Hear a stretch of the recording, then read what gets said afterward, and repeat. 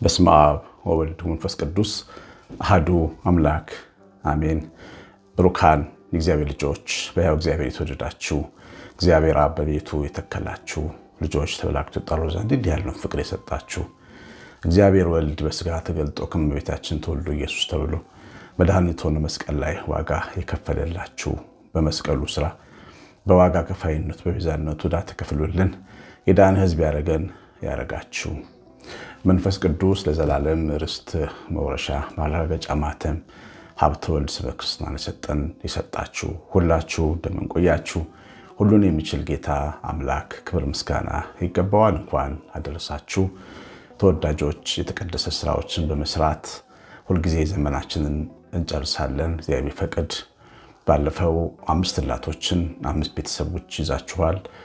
ወላጆች ሆነው ልጆች የሚያሳድጉ አላባት ያለባል ብቻቸውን ባልቴቶችን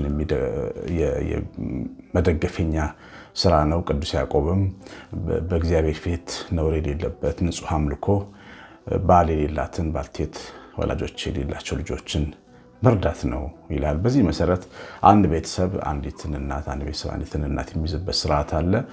ያው ቢበዛ 50 ሺህ ብር በዓመት ውስጥ መክፈል ከቻለ አንድ ቤተሰብ አንድን እናት የሚሳቃ ልጆቿ ለአንዷ ልጅ ለአንዱ ልጇ መያዝ እንድትችል እናግዛለን። በዚህ ስርዓት የታቀፉ አሁንም ባለፈው 5 ነበሩ ተይዘዋል። ደግሞ ተጨማሪ 2 እናቶች አሉ። ቀስ እያለን ተራ በተራ እንድትይዟቸው እናደርጋለን። አሳውቁኝ። ይህን ቤተሰብ መያዝ የምትፈልጉ 9114138 ስልኬ ነው። እግዚአብሔር እናንተን ዘራችሁን ይባርክ። ቅዱስ ዳዊት ታስበው ዘንድ ሰው ምንድን ነው ብሎ ይጠይቃል እና በሰው መታሰብ በሰው በዚህ ልክ መወደድ መጎብኘት የተደነቀ ልበሰፊው ሰው ቅዱስ ዳዊት ነው ይህን የተናገረው። የእግዚአብሔርን ስራ የሚያስተውሉ የእግዚአብሔርን የተባረከ ምርጫ የሚመለከቱ በጣም ብዙ ቅዱሳን አባቶች በዚህ ነገር ተገርመው አልፈዋል። ሐዋርያው ጳውሎስም እግዚአብሔር ለኛ ለሰዎች የሰጠውን ጥሪ ያመጣልንን ጥሪ እንድናስተውል ወዳጆቹ የመጠራታቸውን ተመልከቱ በማለት አንደኛ ቆሮንቶስ መጽሐፍ ምዕራፍ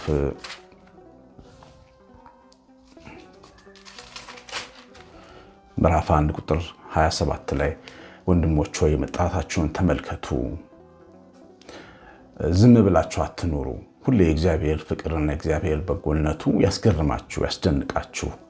ዕዳ ስለሆነ የእግዚአብሔር ፍቅር ዋጋ ሊሰጠው ስለሚገባ እኛን የወደደበት መውደድ በሰው ልጅ ልብ ስፍራ ስለሚገባ አንድ ባል ሚስቱን ሲወድ ለሚስቱ የሚሰጠው ፍቅር ዋጋ ሊሰጠው በሚስቱ ዘንድ ተቀባይነት ሊያገኝ ይገባል። አንድ እናት ልጆቿን ስትወልድ ፍቅሯ በልጆቿ ዘንድ ተቀባይነት ሊያገኝ ይገባል። አንዲት ሴት ባሏን ስታከብር ያ ክብር በባሏ ዘንድ ቦታና ተቀባይነት እንዲኖረው ይገባል። ወዳጆች ጓደኞቻቸውን ሲወዱ ለዛ ለጓደኞቻቸው የሰጧቸውን የከፈሏቸውን እነዛን የፍቅር ዋጋ የሚያስብ ልብ ደግሞ ከተወላጆቹ ይጠበቃል። በሰው ስርዓት እንኳን ይሄ ያለና እግዚአብሔር እኛ እንዴት አድርጎ እንደወደደን በመደነቅ ቀደም ብሎ ዛሬ 3000 ዓመት የነበረው ዳዊት ጠይቋል። ተወደው ዘንድ ታስበው ዘንድ ሰው ምንድን ነው ብሏል። እና ጌታ እግዚአብሔር እኛን የወደደበት ፍቅር በጣም አስገራሚ ነው። ዳዊት ብዙ ዘመኑን በዚህ ፍቅር ሲገረም ነው የኖረው። እንግዲህ በዛ በብሉይ ኪዳን በዘመነ ፍዳ በኩነኔ ዘመን የነበረ ሰው ዓለም ባልዳነበት ዘመን የነበረ ሰው የእግዚአብሔር የፍቅር ብርሃን ግን ልቡ እንዴት አድርጎ እንደፈጀው እንዳቃጠለው የምትመለከቱት በዚህ ነው። እና የእግዚአብሔርን ቤተ መቅደስ ለመስራት እሱ ዕቃ ያዘጋጃል፣ ልጁ ግን ቤቱን ይሰራል። ይህም በነገሩት ጊዜ ምንድን ያለው መስላችሁ? ቅዱስ ዳዊት አቤቱ እግዚአብሔር ሆይ እስከቻ ያደረስከኝ እኔ ማን ነኝ? ቤቴስ ምንድን ነው? የኔ ቤት ለአንተ ቤት ይሰራ ዘንድ የኔ ትውልድ ለአንተ ያጨበጭብ ዘንድ ለአንተ ይዘምር ዘንድ ለአንተ መዘመራን ያደራጅ ዘንድ የኔ ገንዘብ የኔ ወርቅ የኔ ብር ለአንተ ቤት ጡብና ሸክላ ይገዛ ዘንድ እኔ ማን ነኝ ብሎ ጠይቋል። እና ከሰው ትከሻ አንጻር የእግዚአብሔር ፍቅር እንዴት ልንገልጠው የምንችለው? እንወደዳለን ወይ? እኛ ውስጣችን ሲታይ ልባችን ሲታይ መዝገባችን ሲታይ እንወደዳለን ወይ መወደድ የሚገባንን ወይ? ብዙ ደስ የሚሉ ነገሮች አሉን እኛ ሰዎች፣ ብዙ ጠንካራ ነገሮች አሉን በሰው ዘንድ እንኳን እንወደድ የሚያደርጉን። ግን ልባችን ስለተከደነ እኮ ነው። እግዚአብሔር የሚያየውን ሰው ቢያየው ማን ሊወደን ይችላል? እግዚአብሔር የሰወረውን ወደ ብርሃን ቢያመጣው ማን ነው በሰው ፊት ሊቆም የሚችለው? ትልቁ ክፉ ዓለም እንደ ሲኦል የጠለቀው ዓለም እኛ ውስጥ እያለ ያን ውስጥ እያየ የሚወድ እግዚአብሔር አይገርማችሁም ወይ? እግዚአብሔር ልጆች፣ ዳዊት ይህን ያስገረመው እኔ ማን ነኝ? እኔ እናንተ እኔን እናውቃቸዋለን ማለት ነው። አውቀዋለሁ እኔ ራሴ፣ አንተ ምን ታውቀኛል? ሰው እንደሚያይ አይደለም የምታየኝ። ግን እንደዚህ ይህን እንዴት ወደኛል? እንዴት ወደድከኝ? የሚያናድድ ሰው እንዴት ይወደዳል? ጥቅም የሚፈልግ ጥቅም ብቻ ፈልጎ የሚከተል ሰው እንዴት ይወደዳል? ራሱን ያጸደቀ በሰው ላይ የሚታበይ ሰው እንዴት ይወደዳል? ዛሬ ውሃ ነገ እሳት የሚሆን የሚለዋወጥ ሰው እንዴት ይወደዳል? በልቡ ብዙ ክፋት የሚያስብ ሰው እንዴት ይወደዳል? በወንድሙ መውደቅ የሚደሰት ሰው እንዴት ይወደዳል? ተነስቶ የሚቀና ሰው እንዴት ይወደዳል? ይህን ሁሉ ልቤ ውስጥ ያለውን እያየ እንዴት ብለህ ወደድከኝ ብሎ ተደንቋል ቅዱስ ዳዊት። ዳዊት ብቻም ሳይሆን ሐዋርያው ጳውሎስም ተመልከቱ መጠራታችሁን ይላል። ወንድሞቼ መወደዳችሁን ተመልከቱ። እንደ ሰው ጥበበኞች የሆኑ ብዙዎች፣ ኃያላን የነበሩ ብዙዎች፣ ባላባቶች የሆኑ ብዙዎች አልተጠሩም፣ አልተወደዱም። በዘላለሙ ኪዳን በክርስቶስ ደም በተመረቀው መንገድ ላይ እንድንሄድ የዘላለም ርስት ወራሾች እንድንሆን የእግዚአብሔር ቤተሰቦች እንድንባል ስንወደድና ስንጠራ ኃያላኖች አልተጠሩም፣ ብርቶች አልተጠሩም፣ ጠቢባን ነን ያሉ አልተጠሩም። እኛ ግን ተጠርተናል።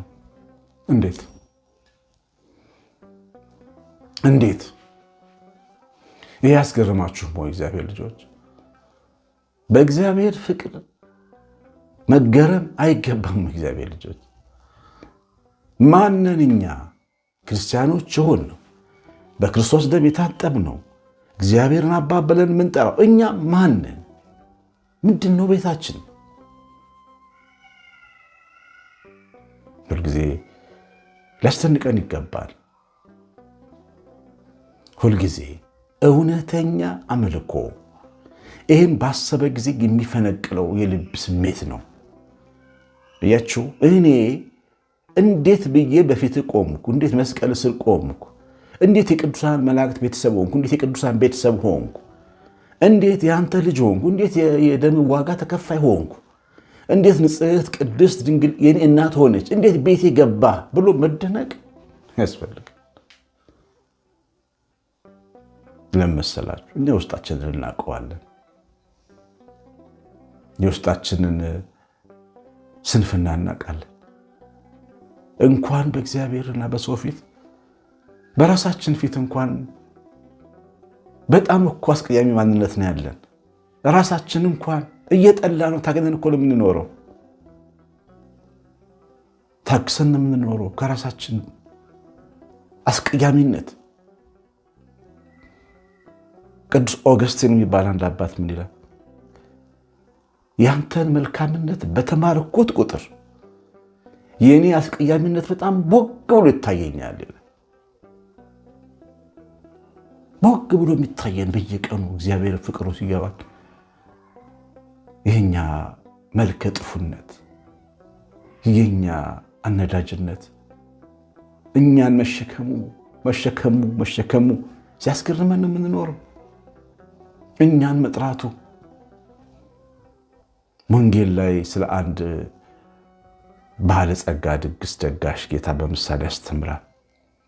ጠቦቱን ወይፈኑን አርዶ ሂዱ ጥሩ፣ ጓደኞችን ወዳጆችን ጥሩ፣ ገበሬዎችን ጥሩ፣ ነጋዴዎችን ጥሩ ብሎ ከፍ ያሉትን ባለቀጭን ልብሶቹን የተልባ እግር ለባሾቹን መልእክት ላከባቸው። ነጋዴዎቹ ሌላ ውል አለን፣ አግሪመንት አለ፣ ሌላ ቢዝነስ ጀምረናል፣ ምንፈራረመው መምጣት አንችልም ብለው ቀሩ። ገበሬዎቹ ምን ጠምዶ በሬ አለ፣ ምናርስበት ትራክተር እየመጣ ነው፣ ይቅርታ አድርግልን ብለው ቀሩ። ድግሱን ማን ይብላው?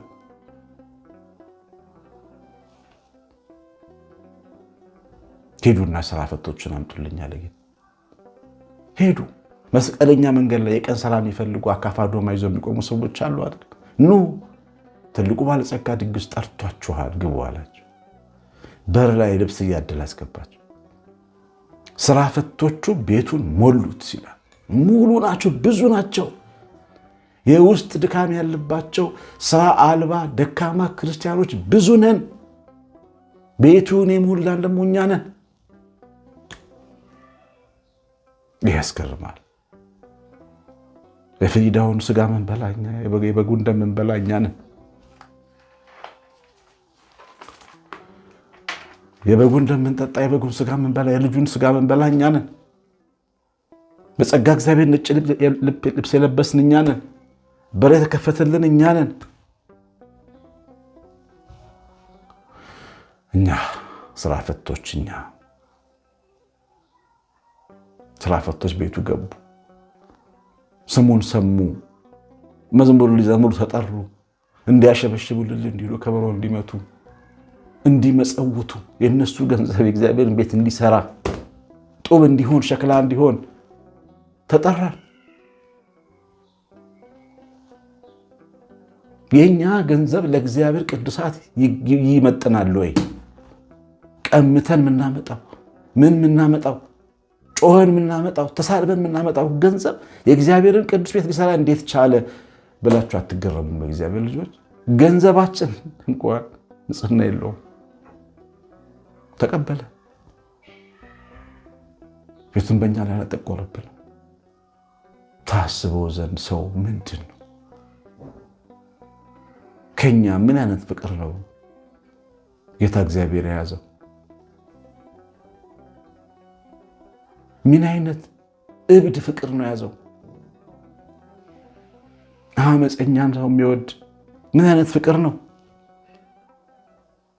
ገንዘቡን አባክኖ ጨረሰውን፣ ቤቱን ጥሎ የወጣውን አንገት ስሞ የሚቀበል ምን አይነት ፍቅር ነው? ያባከነውን ሳይቆጥር ሌላ አዲስ አምባር፣ ቀለበት፣ ነጭ ልብስ የሚያለብስ አቅፎ የሚደግስ ምን አይነት ፍቅር ነው? ምን አይነት ፍቅር ነው? ብዙ ቅዱሳን የተሰናዱ 99 ነገዶች እያሉት አንዱን ፍለጋ ወጥቶ ሰው መካከል የሚታይ ምን አይነት ፍቅር ነው? በረታችን ውስጥ የተኛ ውሃችን ውስጥ ቆሞ የተጠመቀ ምን አይነት ፍቅር ነው ይሄ? ምን አይነት ፍቅር ነው? እኛን ፍለጋ ከገሊላ ይሁዳ በባዶ እግሩ የተመላለሰ ራቁቱን መስቀል የተንጠለጠለ ምን አይነት ፍቅር ነው ይሄ? ምን አይነት ፍቅር ነው? መሸከም የምትችሉት ነው ወይ? እኔ አንድ ጊዜ ልውደድህ ላፍቅርህ ብዬ ጸሎት ጀመርኩ። ይገርማችኋል፣ ብዙ ጊዜ ጸለይኩ። እግዚአብሔር የፍቅሩን እሳት በውስጤ አንድደብኝ። መብላት አልቻልኩም፣ መራመድ አልቻልኩም። ምናገረው ይገባቸው ብዬ ተስፋ አደርጋለሁ። መኖር አልቻልኩም። መኖር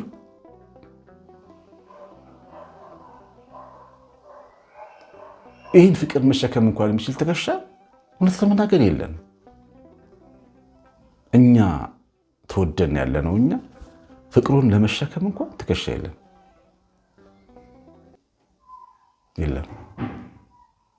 ግን መደነቅ አለ፣ መገረም አለ። ወደዚህ የሚቀለቀል እሳት እንደ ሙሴ ጫማችንን አውልቀን ጠጋ ማለት ግን እንችላለን።